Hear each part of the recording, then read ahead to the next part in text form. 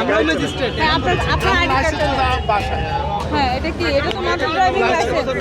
আপনি ম্যাজিস্ট্রেটের সঙ্গে ম্যাজিস্ট্রেট পরিচয় দিয়ে গ্রেপ্তার হলেন এক গাড়ি চালক। পুলিশ বাধা দিয়েছে, পুলিশে বলছেন আমরা ম্যাজিস্ট্রেটের চাকরি করি।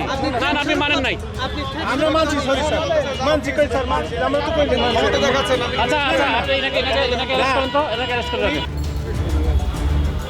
4 এপ্রিল শনিবার রাজধানীর ফুটপাত ও সড়ক দখলমুক্ত করতে তৃতীয় দিনের মতো অভিযানে নামে ডিএমপির ট্রাফিক বিভাগ। কারওয়ান বাজার, পান্থপথ ও গ্রিন রোড এলাকায় এই উচ্ছেদ অভিযান পরিচালনা করছিলেন ডিএমপির special metropolitan magistrate Imran Ahmed. দুপুর তখন প্রায় 12টা। পান্থপথ এলাকায় একটি রিকশা উল্টো পথে আসছিল। দায়িত্বরত পুলিশ সদস্যরা রিকশাটি থামিয়ে দিয়ে যাত্রী আশরাফকে জিজ্ঞাসা করতেই তিনি উত্তেজিত হয়ে ওঠেন এবং নিজেকে ম্যাজিস্ট্রেট পরিচয় দিয়ে পুলিশের সঙ্গে বিতর্কে জড়িয়ে পড়েন। আমরা ম্যাজিস্ট্রেট। আপনার আইডি কার্ড বাসায় ছবি দেখান। আমি মনে কামড়ি আছে, আপনি ছবি দেখান। কোন ম্যাজিস্ট্রেট আপনি? অভিযানে থাকা ম্যাজিস্ট্রেট ইমরান আহমেদ ঘটনাস্থলে এসে ভুয়া ম্যাজিস্ট্রেট আশরাফকে জেরা শুরু করতেই বেরিয়ে আসে আসল সত্য। জিজ্ঞাসাবাদের এক পর্যায়ে আশরাফ স্বীকার করেন তিনি আসলে কোনো ম্যাজিস্ট্রেট নন, বরং একজন গাড়ি চালক। ম্যাজিস্ট্রেট পরিচয় দিলে পুলিশ ছেড়ে দেবে এমন ধারণা থেকেই তিনি এই মিথ্যা পরিচয় দিয়েছিলেন। কোথাকার ম্যাজিস্ট্রেট আপনি?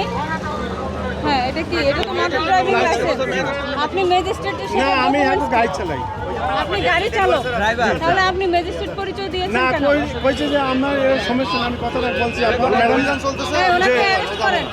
ভুয়া পরিচয় দিয়ে সরকারি কাজে বাধা প্রদান এবং আইন লঙ্ঘনের অপরাধে ঘটনাস্থলেই আশরাফকে গ্রেপ্তার করা হয়। এ সময় তাকে হাত জোড় করে আমাকে মাফ করে দেন স্যার বলতেও দেখা যায়। মাফ করে দেন, মাফ করে দেন, মাফ করে দেন। আমি গাড়ি ড্রাইভিং লাইসেন্স রাখেন। মাফ করে দেন। 4 এপ্রিল শনিবারের এই উচ্ছেদ অভিযানে 45টি ভিডিও মামলা এবং পজ মেশিনে 15টি মামলা দেওয়া হয়। এছাড়া জরিমানা আদায় করা হয় 40,000 টাকা এবং 4 জনকে গ্রেপ্তার করা হয়। একজনকে দেখেছেন যারা মিথ্যা ম্যাজিস্ট্রেট পরিচয় দিয়েছে এবং আমাদের কাজে বাধা সৃষ্টি করার চেষ্টা করেছে, ওনাকে আমরা অ্যারেস্ট করেছি। আর আমরা দেখেছেন ওই যে মুরগির দোকান থেকে একজনকে অ্যারেস্ট করেছি, যে একদম রাস্তার মাঝখানে মুরগির দোকান দিয়ে একদম মুরগি ওখানেই পরিষ্কার করছে। সবজির দোকান থেকে একজনকে আমরা অ্যারেস্ট করেছি। আমরা বিজ্ঞপ্তি দিয়ে এসেছি, পর্যায়ক্রমে অভিযান চলবে। বিজ্ঞপ্তিতে অনেকে চলে গিয়েছে, আমরা চাচ্ছি ওনারা আর ফিরে না আসুক। পরবর্তী একটা বসার চেষ্টা করলে আমরা তাদের বিরুদ্ধে কঠোর ব্যবস্থা নিই।